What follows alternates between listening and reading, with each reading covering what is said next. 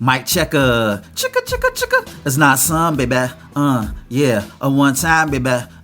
What? For your mind, baby. Yeah. We gon' shine, baby. And what we do, we gon' grind, baby. Yeah. What? And this is another episode, so Swingers After Dark. And this is your host, not some, baby. Here we go. What's good, family? What's good?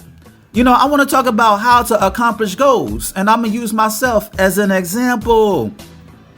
Now, a lot of people ask me, how do I write books? First and foremost, I've been writing for years, so it's automatic to me like blinking and breathing. Like, I'm a seasoned veteran when it comes to writing a story. I know how to concoct a story, but I'm going to get to the meat and potatoes of my process of writing a book. Now, first and foremost, the key to accomplishing a goal is to make sure that that goal is reachable, it's attainable. You know, you got to start off small first.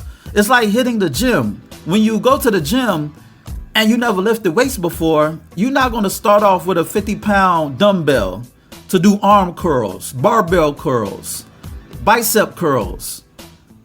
You know what I'm saying? With dumbbells, you're not going to use a 50-pound dumbbell when you don't even know how to lift 25. You figure that, you know, well, it's 50 pounds, I'ma just jump the line. No. Like, start off small first, because you're gonna frustrate yourself when you're not able to accomplish a goal. Why? Because you're trying to bite off more than you can chew. So start off with 25 or even 10. And that 10 turn into 15, that 15 turn into 20, that 20 turn into 25, and so on and so on. Why? Because you programming your muscle. It's muscle memory. You're training your muscle. And the more you do something, the more you get into the habit of training your muscle improves. It becomes stronger to where you don't have to do a 10-pound dumbbell anymore. You could graduate to 15. Then you could graduate to 20, 25, 30, 35, 40, 45, 50. You're going to eventually get to that 50-pound dumbbell the more you work out and train your muscle. And it's the same thing as me writing a book. Just like you have muscle memory, your brain has a memory. So it's like the more I get into the habit of writing, the more it becomes easy to me. It becomes easy to me because I've been writing for years. And writing a book is nothing. You know, that's why it is nothing for me to write a 500-page book in a 6 to 9 month span. It's nothing for me to do that because I've been writing for years. I could do that in my sleep. But it becomes a process. And I know my limitations. And because I know my limitations, I know how to turn that limitation into a strength. I am not a sprint writer. I'm not one of them type of writers who could bang out books like babies. You know, I'm not going to write a 500-page book in 2 weeks or a month. Some people could do that. And guess what? Kudos to them. Shout out to them. But I am not that type of writer. I'm a marathon writer. It may take me 6 to 9 months to write a book. Especially when I put my all into that book. I'm not going to half-step the process just to bring out a book so people can buy and read. I take my craft serious. And if you take your craft serious, you're gonna have patience. You understand me? You gotta trust the process. Before you have goals and before you have plans to achieve those goals, you need to trust the process. You feel me? And you know, it's all about having patience. You know, patience is a bitter tree whose fruits are sweet. And when you have patience, you'll be able to eat the fruits of your labor. You feel me? Because you're reaping what you're sowing, and you're taking the time out to let whatever you trying to do, not trying because trying means to fail, whatever you're doing, marinate, because you know that it's going to get greater later. You know that whatever you're planting, the seeds that you plant is going to ripe. And that's the same way how you should see a goal, how you should see accomplishing a goal. It's not going to happen overnight. Anything that happens overnight, you wouldn't want anyway because it's too damn easy. You understand me? You got to be in it for the long haul. Like, I am not a sprint writer. I'm a marathon writer. So I have no issue with sitting down every day, banging out a chapter for 6 or 9 months. Why? Because I know that when a book comes out, it's gonna be an explosion. It's gonna be dynamite. Because if whatever I'm writing resonates with me, then it's gonna resonate with the general public. Because I take my craft serious. I take my art serious. For me to have patience to eat the fruits of my labor. You understand me? And that's how you should view accomplishing a goal. You know, you're gonna go through growing pains. You know, you're gonna go through growing pains. So the way how, you know, my writing process, like from Monday through Friday, you know, I may set out time to write a 2,000 page chapter. Let's say I want to write a 2,000 page chapter.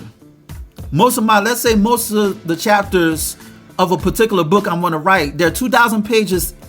2,000 words. Yes. Let's say that each chapter that I want to write has 2,000 words each or more.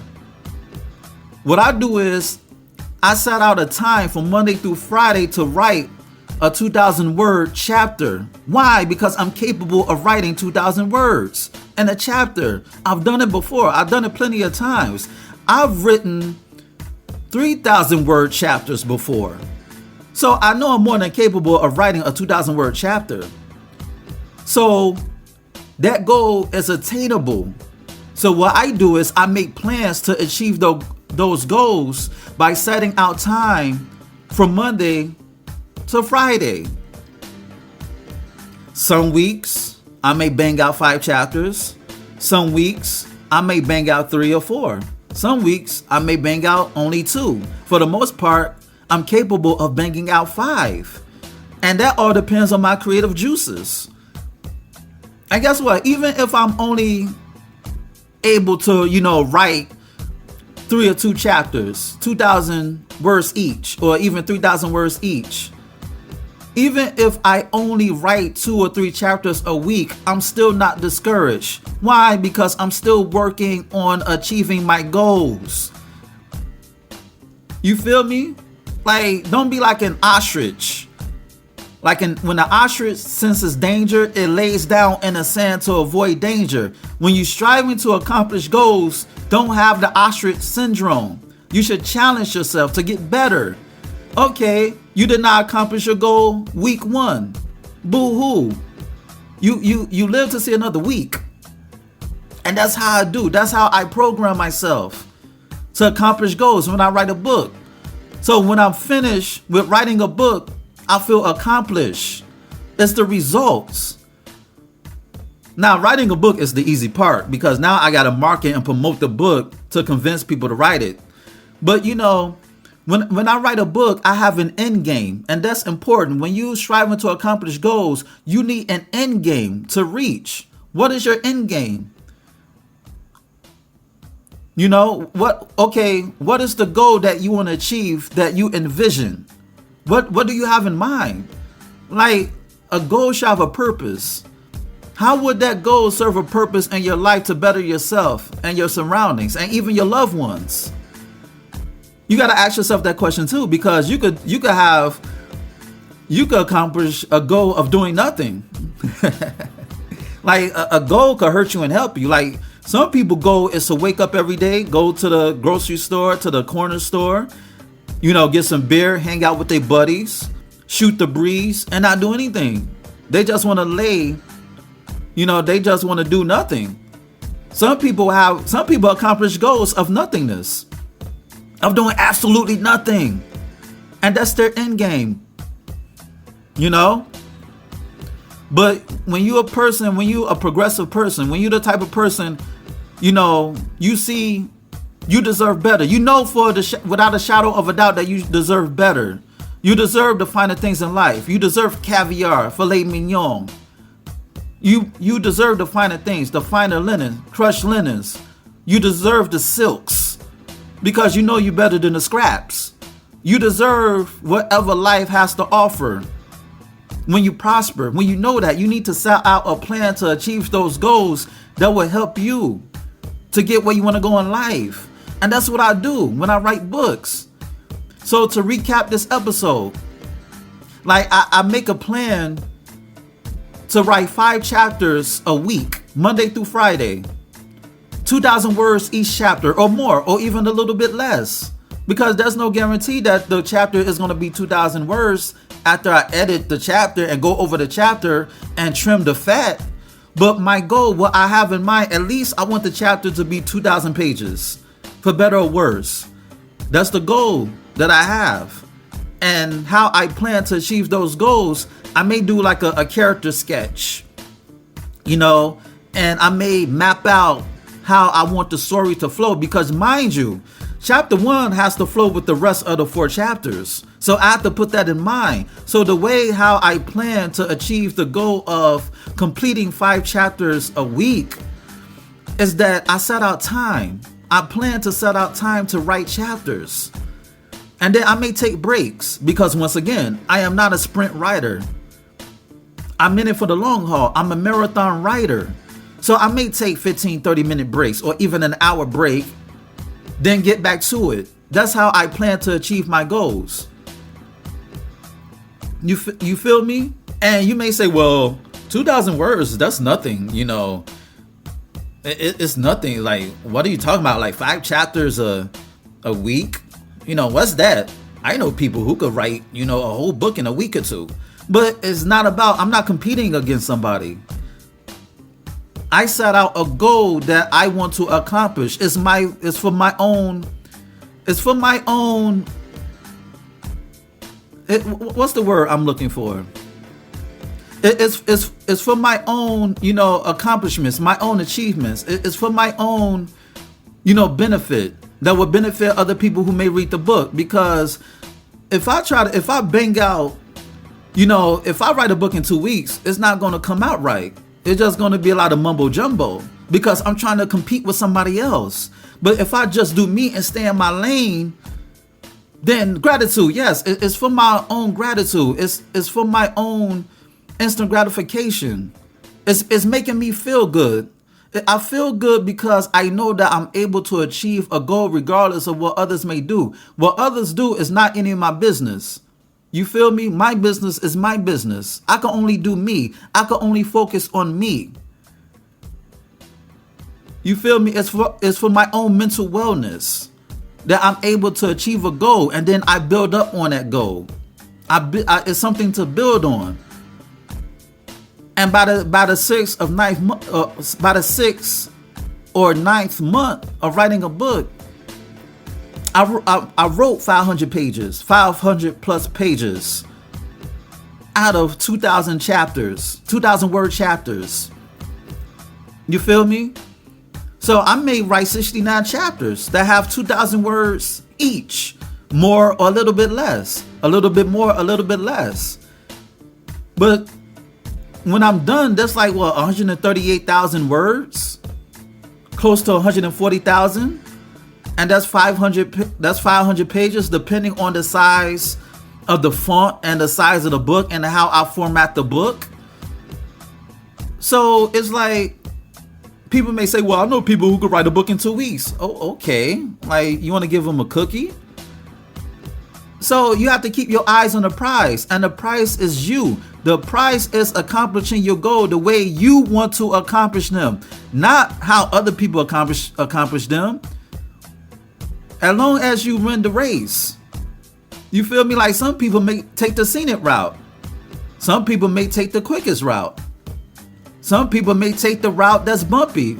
Some people may take the safe route. But as long as y'all get to the same destination, then the journey doesn't matter. As long as everybody get to the same destination safe and sound. And when you strive to accomplish your goal, don't try to compete with everybody else, because just like how you may set out a goal that's not easy to reach, that's unreachable, and that's not attainable, you can also discourage yourself when you try to look at what's on somebody else's plate. And you say, damn, how that person finished writing a book in 2 weeks and I'm struggling with trying to finish a chapter in 1 week. It's like, tune that out, because you don't know the capabilities of that person. Some people learn quicker than others. And that's okay. But as long as you become an A student, doesn't really matter at the end of the day. Some people are able to finish their homework just like that, like in an hour, but it may take you a whole day. But if you and that other person are A students, why does it matter? As long as you cross the finish line. You feel me? You're competing against complacency. You competing against being mediocrity.